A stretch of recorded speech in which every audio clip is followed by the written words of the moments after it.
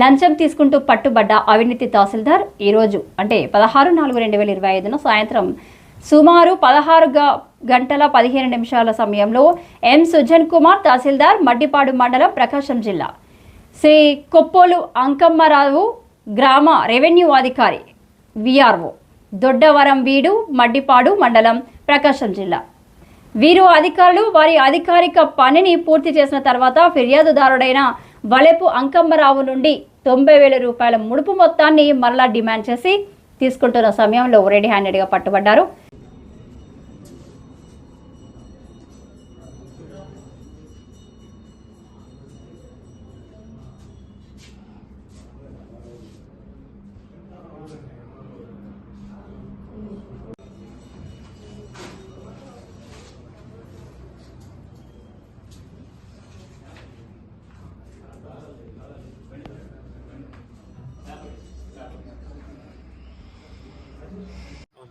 ఓకేమ్మా.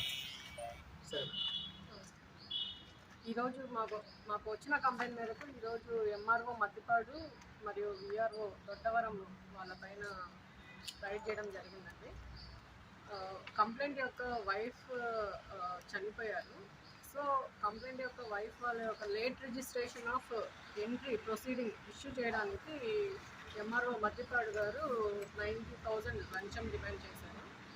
ఆ ప్రొసీడింగ్స్ ఇచ్చినందుకు గాను ఈరోజు ఆయన ఇన్స్ట్రక్షన్స్ మేరకు ఎంఆర్ఓ మద్దిపాడు గారి ఇన్స్ట్రక్షన్స్ మేరకు విఆర్ఓ దొడ్డవరము 90,000 లంచం డబ్బులు తీసుకుంటుండగా మాకు రెడ్ హ్యాండెడ్గా దొరికారు.